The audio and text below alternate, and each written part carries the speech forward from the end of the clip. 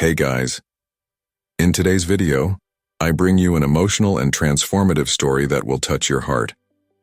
Let's meet Savannah Cadence Blackwell, a young girl who, at age 9, had a near-death experience after falling 2 stories. What did she see on the other side?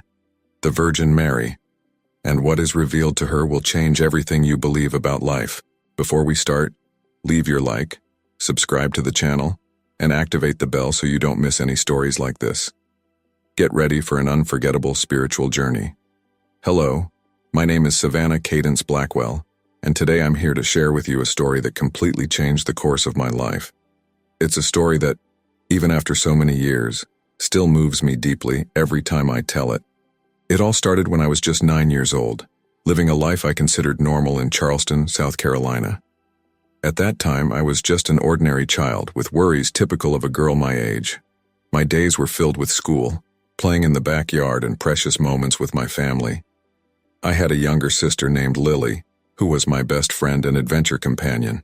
My father worked hard to support our family, while my mother was a dedicated nurse, always looking out for everyone around her. Our home in Charleston was a cozy place, full of love and laughter.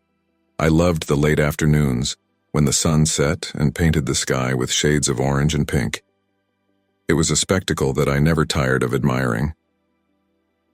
Little did I know that one of these beautiful sunsets would be the setting for an event that would change my life forever. Before I tell you about what happened on that fateful day, I want you to understand who I was. I was a curious girl, always asking questions about the world around me. I loved reading adventure books and dreamed of one day traveling the world. My faith, at the time, was simple and innocent, based more on the stories I heard in Sunday school than on any deep understanding. I had no idea that I was about to embark on a spiritual journey that would transcend everything I had known before. A journey that would take me beyond the limits of our physical world and bring me face to face with something much greater than I could ever imagine. What I am about to share with you is not a fictional story or a tale invented to entertain. It's a true account of something I personally experienced, something that challenged everything I believed about life, death, and what lies beyond. It is a story of fear and love, of loss and encounter, of doubt and unshakable faith. I ask that you listen with an open heart, as what I'm about to tell you may challenge your own beliefs and perceptions. But I also ask you to reflect on what I'm going to share, because I believe there is an important message in this experience, a message of love and hope that we all need to hear. So let's go back to that summer afternoon in Charleston when I was 9 years old and everything was about to change. It was a day like any other in Charleston. The air was hot and humid, typical of summer in the southern United States. My dad was working on the deck of our house, a project he had been putting off for weeks. The sound of the chainsaw and hammer echoed through the yard, mixing with birdsong and the distant hum of cars passing on the street. Inside the house, my mother was in the kitchen, preparing dinner.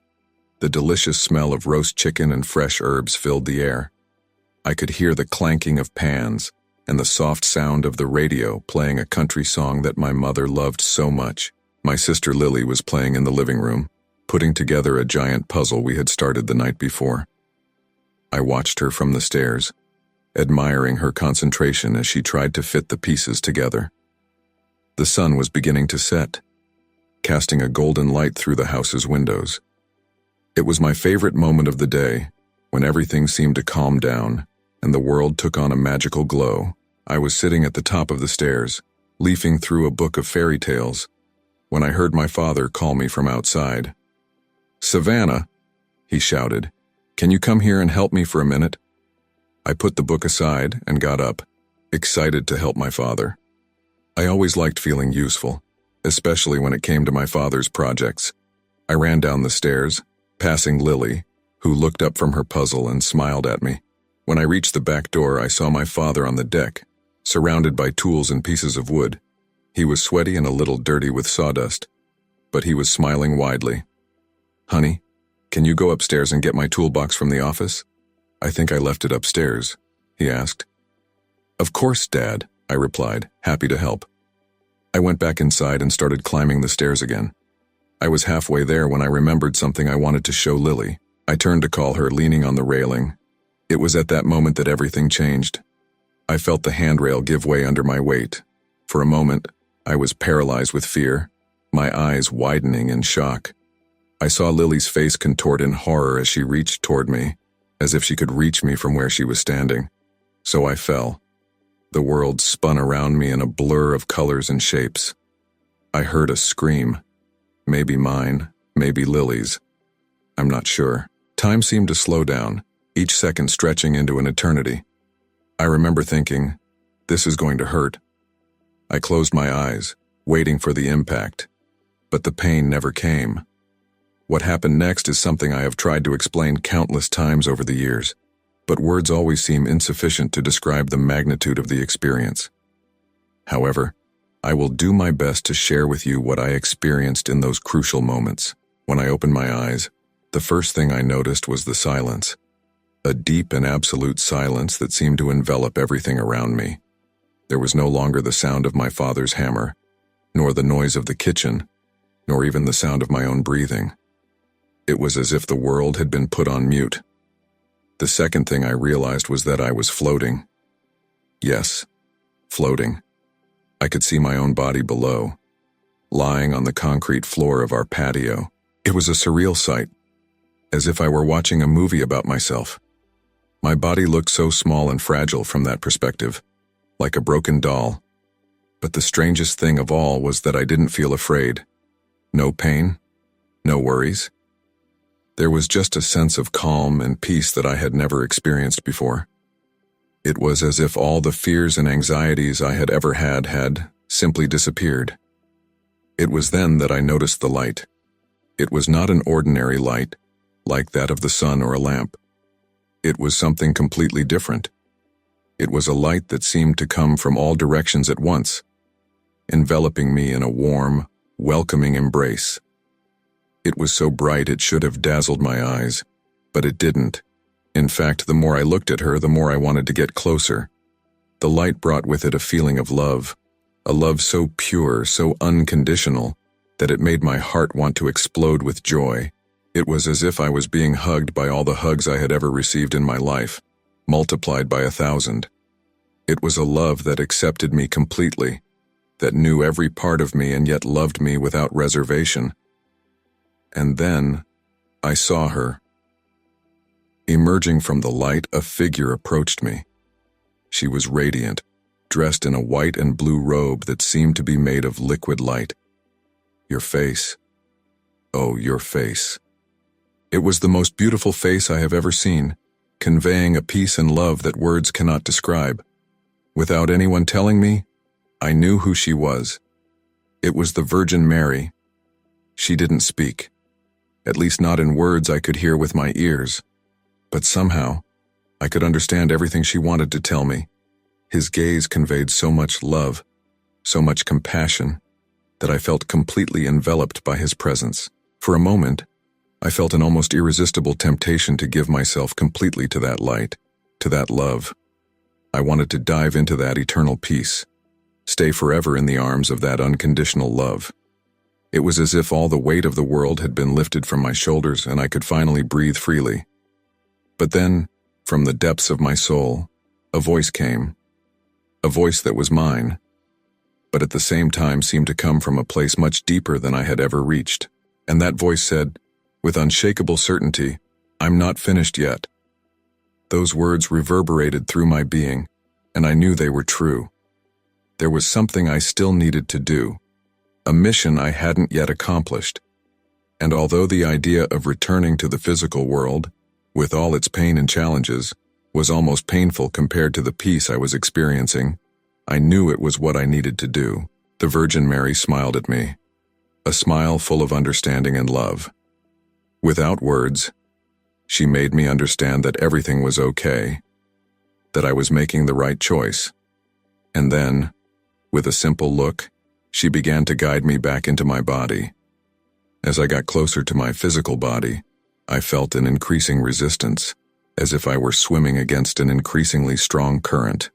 The feeling of peace began to dissipate, replaced by a growing awareness of physical limitations. It was like trying to squeeze back into a very tight suit after experiencing the freedom of flying. And then, in an instant, I was back. The pain, the fear, the sounds and sensations of the physical world all came back at once, like a crushing wave. I heard my mother's desperate scream, my father's hurried footsteps running towards me. But even in the midst of chaos and confusion, I carried with me the certainty of what I had experienced. The memory of the Virgin Mary's love and the awareness of my unfinished mission remained with me, a beacon of light, guiding me through the darkness that lay ahead. Returning to my body was an intense and disorienting experience. Suddenly, I was aware of every physical sensation, the cold of the concrete against my back, the air moving in and out of my lungs, the sound of my own heart beating in my ears. It was as if all my senses had been amplified 1,000 times. I heard my mother's desperate screams and my father's hurried footsteps. I felt hands touching me, worried voices asking if I was okay. But surprisingly, I felt calm. The peace I had experienced during my out-of-body experience still resonated within me, like a distant echo of heavenly music. I opened my eyes and saw my parents, worried faces leaning over me. Tears streamed down my mother's face, and my father looked pale and scared. Lily was standing a little further back, her eyes wide with fear. I wanted to tell them it was okay, that they didn't need to worry, but the words seemed hard to form. "Savannah, Savannah, can you hear me?" My mother's voice shook as she spoke, her hands examining my body for injuries. "I'm fine, Mom," I managed to murmur, my voice sounding strange to my own ears. "Don't worry, I'm fine." The disbelief in my parents' eyes was evident. How could I be okay after a fall like that? They exchanged worried looks, and my father said he was going to call an ambulance. But I knew, with a certainty I couldn't explain, that there was no need. Slowly, with the help of my parents, I sat up. To everyone's astonishment, including myself, I felt no pain, no dizziness, no broken bones, no deep cuts, just a small scratch on my toenail, as if I had simply tripped rather than fallen 2 stories high. The paramedics arrived shortly after day, and their reaction was similar to my parents. They examined me thoroughly, asking questions, testing my reflexes, looking for any signs of internal injury, but they found nothing but that small scratch. "It's a miracle," I heard one of them murmur to the other. "She should be seriously injured, if not, He didn't finish the sentence, but we all knew what he meant. I should be dead. Despite the insistence of the paramedics, my parents decided not to take me to the hospital. My mother, being a nurse, said she would watch me closely at home. In the days that followed, she monitored my every move, anxiously waiting for any sign of complications. But nothing happened. I felt perfectly fine physically. In fact, I felt better than ever. There was a new energy in me, a vitality that I couldn't explain. But more than that, there was an internal shift that I was still trying to understand. The world around me felt different.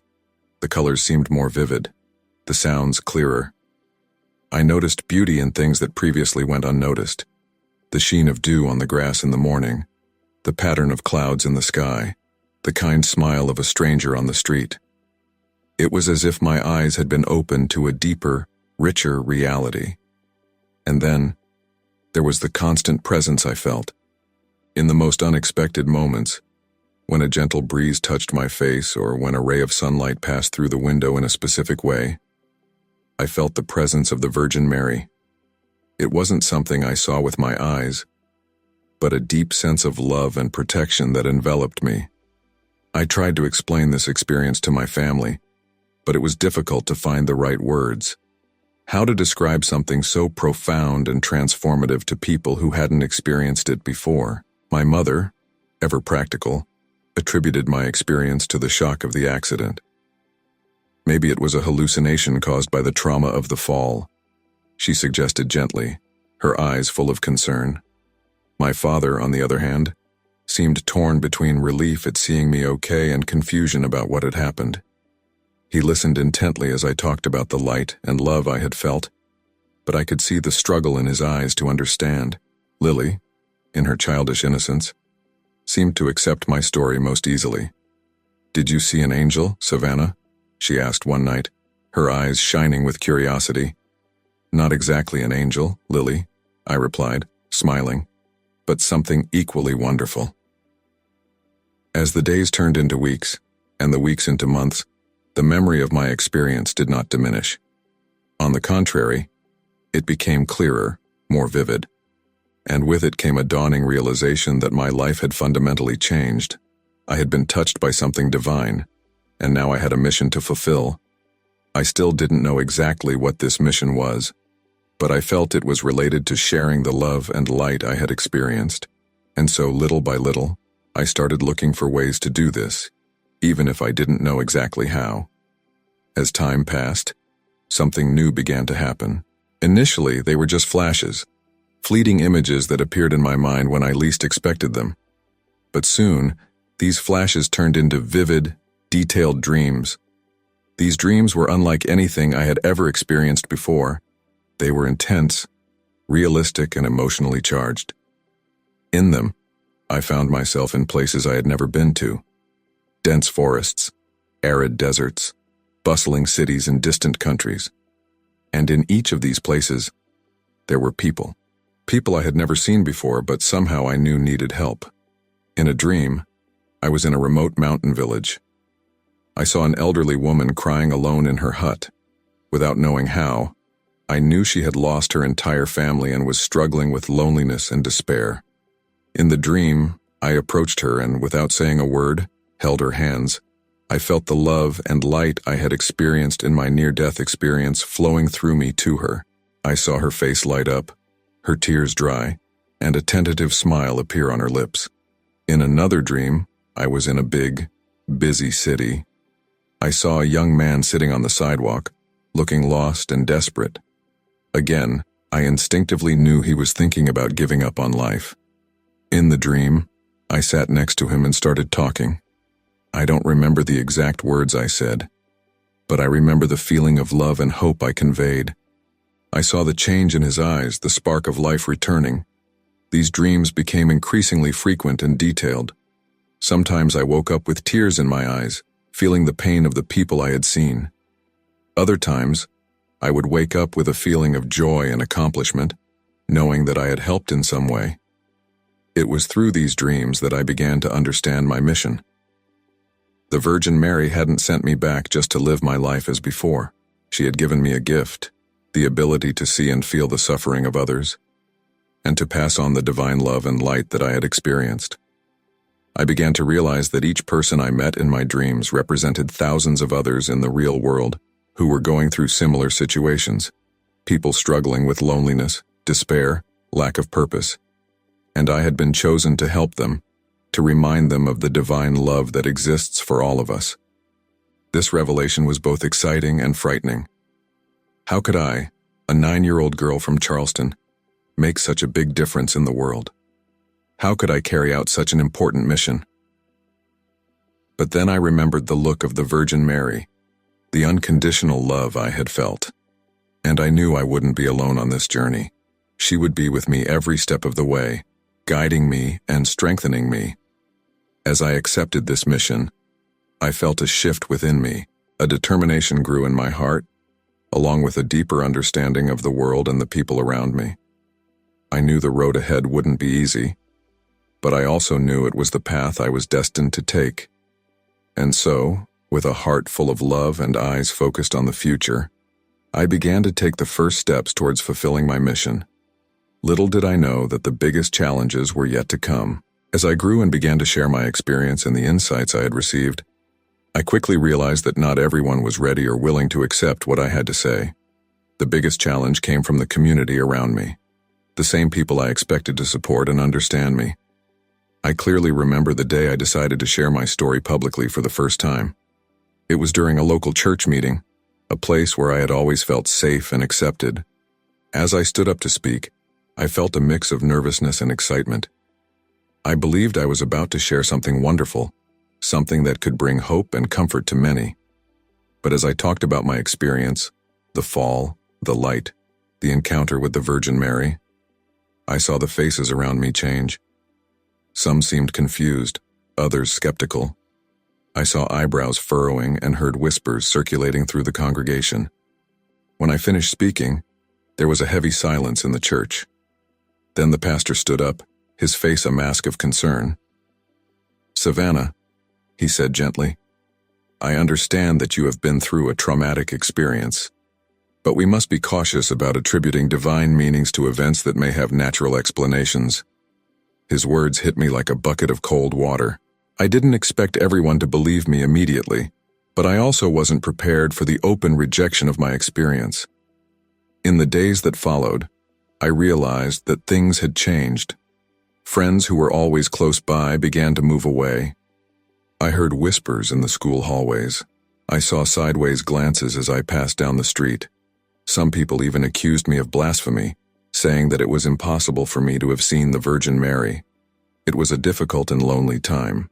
There were times when I doubted myself, when I wondered if maybe everyone was right and I was wrong. Maybe it had just been a dream, a hallucination caused by the trauma of the fall. But then, in my moments of greatest doubt, I felt that familiar presence. The Virgin Mary's gentle hand on my shoulder, her love wrapping me like a warm blanket. And although I didn't hear words, I felt his message clear in my heart. Your mission is greater than fear and disbelief. These experiences gave me the strength to keep going, even when it seemed like everyone was against me. I learned to find peace in the certainty of what I had experienced, regardless of what others thought. I began to understand that part of my mission was to confront this disbelief and misunderstanding. It wasn't just about sharing the love and light I had experienced, but also about keeping my faith strong in the face of skepticism and rejection. I slowly learned to talk about my experience in ways that people could better understand. I learned to be patient with those who doubted, to respond with love even when I was treated with suspicion. And surprisingly, I started to notice that some people were listening. Not many at first, but some. People who were going through difficult times in their lives, who were searching for hope and meaning. For these people, my story offered comfort and a new perspective. I realized that even if not everyone believed me, if I could help even one person feel the love and hope that I had experienced, then it would all be worth it. So, despite the challenges, I kept going.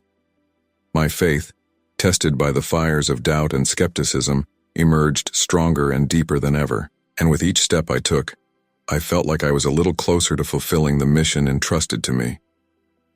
As the years passed and I entered adolescence, my quest to understand and fulfill my mission intensified.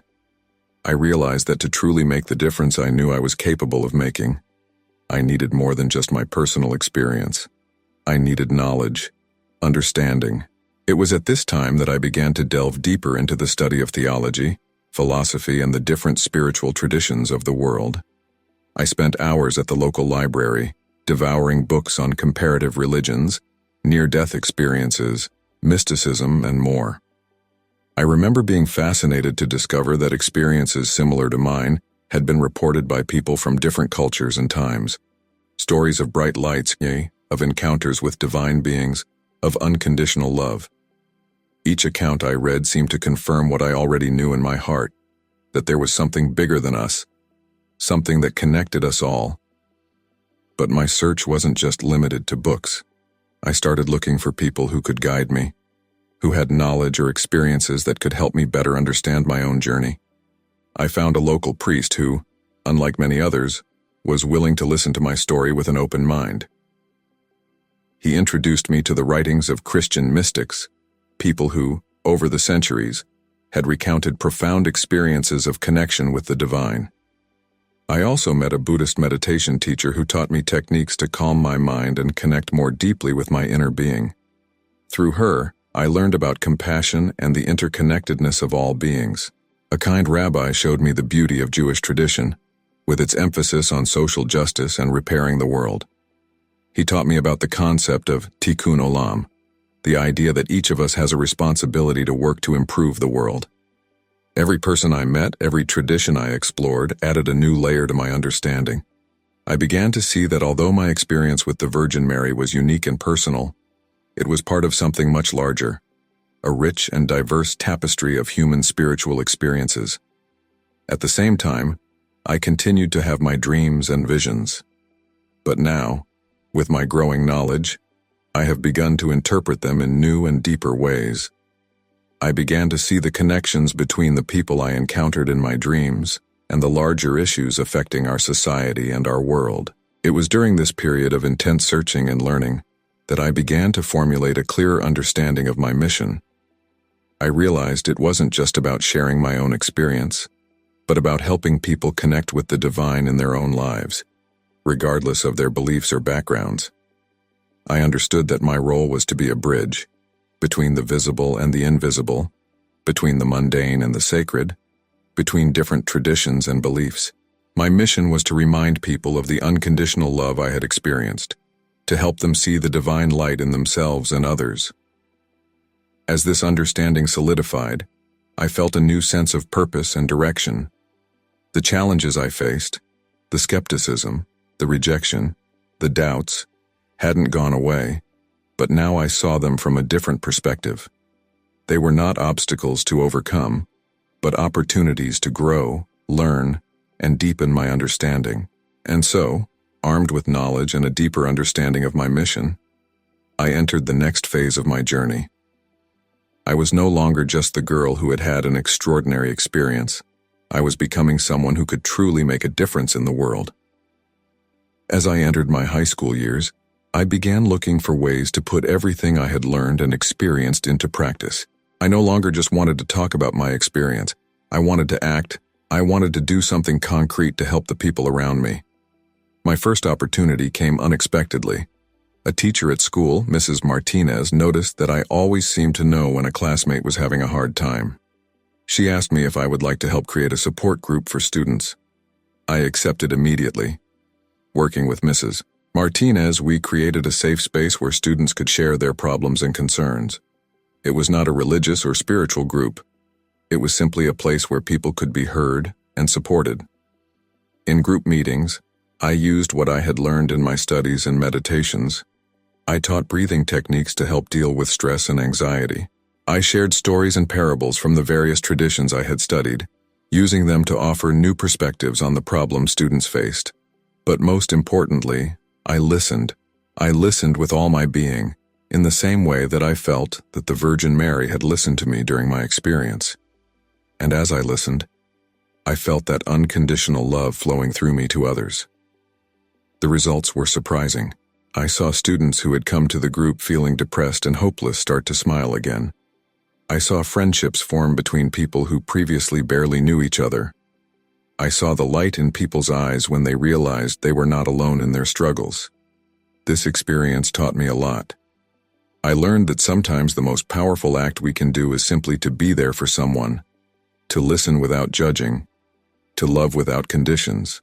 I learned that each person has a spark of divine light within them, and that sometimes all we need to do is help them recognize that light. As the group grew and more people heard about it, I began to receive invitations to speak at other schools and youth organizations.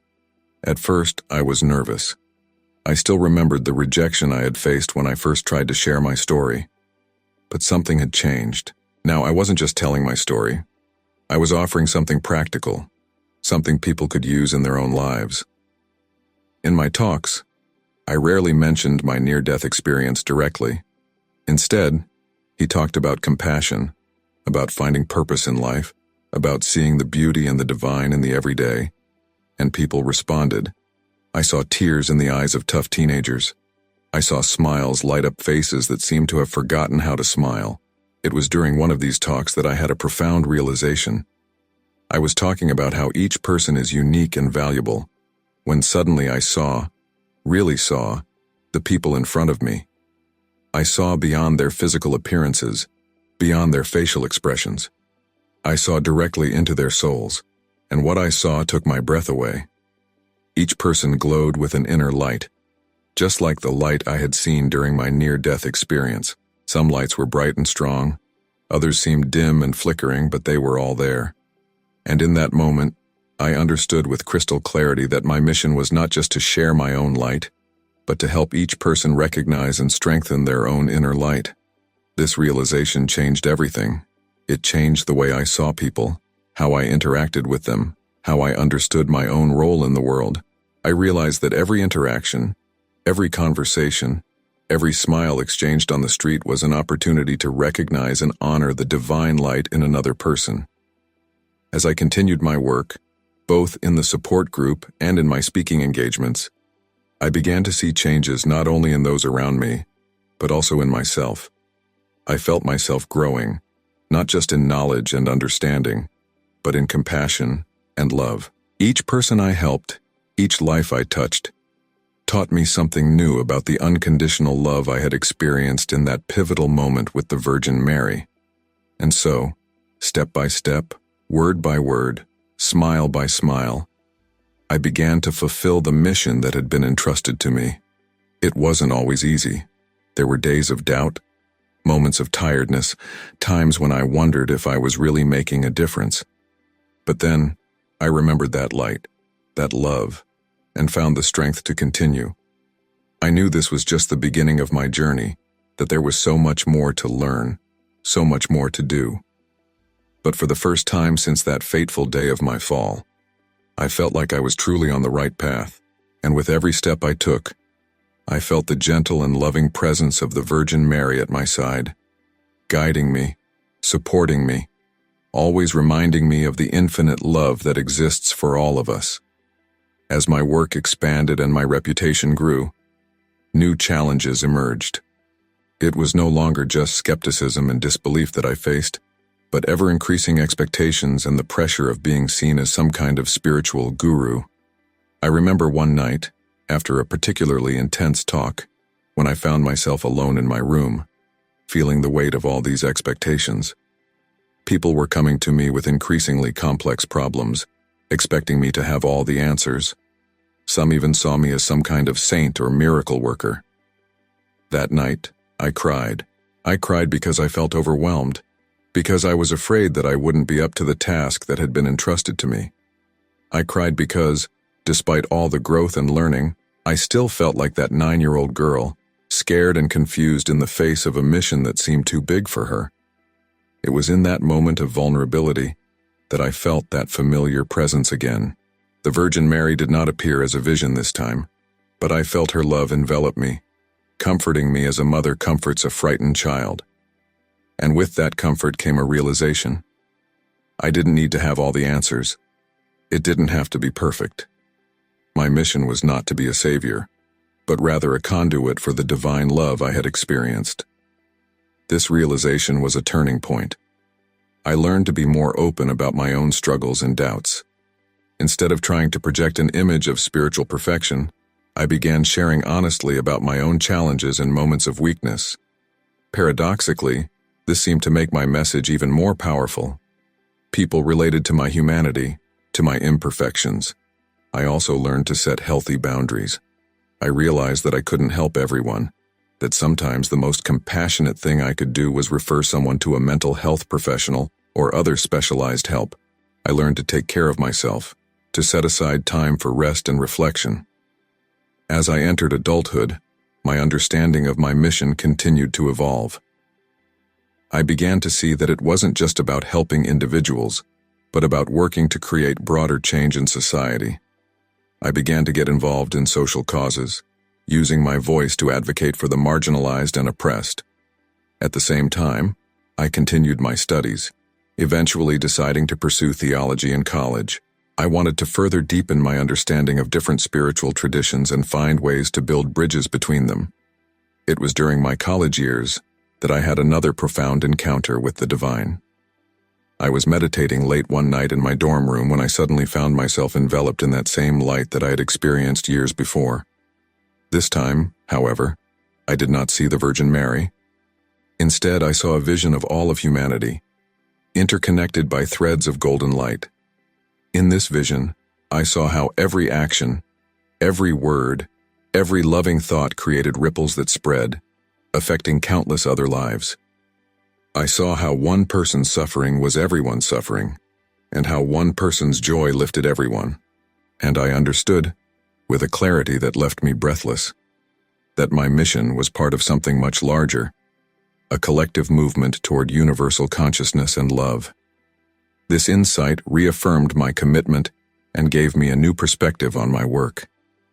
I realized that every small act of kindness, every moment of genuine connection, every word of comfort or encouragement was not just a drop in the ocean, but a vital part of a great transformation. As I graduated from college and began planning the next chapter in my life, I felt a mix of emotions.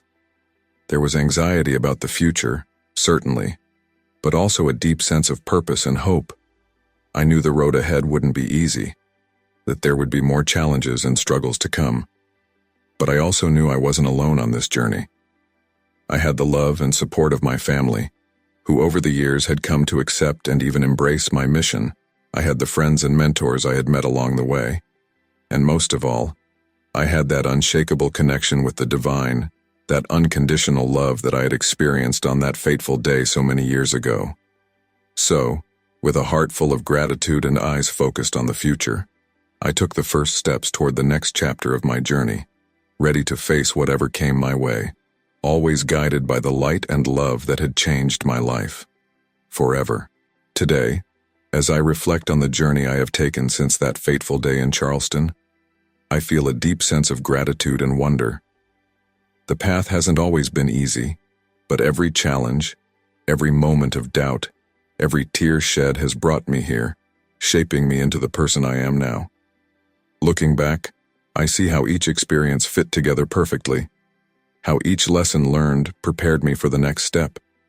The fall that almost took my life became the catalyst for a life of purpose and meaning. The skepticism and rejection I faced taught me compassion and patience. Moments of doubt and fear showed me the importance of faith and perseverance. Today, at 25 years old, I continue my work of spreading light and love around the world. I give talks, write books, work with charitable organizations, but more important than that, I try to live my mission every day, in every interaction, in every moment. I see the divine in every person I meet, be it the cashier at the supermarket, the homeless person on the street, or the CEO of a large company. I try to bring some of that light and love I experience to every situation, no matter how mundane it may seem. I don't claim to be a saint or a savior. I know I'm only human, with my own flaws and limitations, but I also know that I carry a spark of that divine love within me, and my mission is to help others recognize that same spark within themselves. Looking to the future, I feel both excitement and humility. I know there is still a lot of work to be done, many lives to be touched, a lot of light to be spread. But I also know that I am not alone in this mission. I see more and more people awakening to their own inner light, recognizing our fundamental interconnectedness. I believe we are on the threshold of a great transformation, a transformation not just individual, but collective, a change in consciousness that will lead us to a more compassionate, more just, more loving world. I don't know exactly what this world will be like, nor how long it will take to get there, but I have faith that we are on the right path, and I know, with every fiber of my being, that this future is worth fighting for. Sometimes, especially in moments of stillness, I still feel that loving presence of the Virgin Mary. It's no longer something that surprises or scares me. It's a gentle reminder, a gentle touch that comforts and renews me. And in moments like these, I remember that 9-year-old girl, falling down a ladder, experiencing a love so vast and unconditional that it changed her life forever. I remember the voice inside that said, "I'm not done yet." And I smile, because I know there is still a lot to do, a lot of love to share, a lot of light to spread. So to all of you reading this, I want to leave a message. You are loved.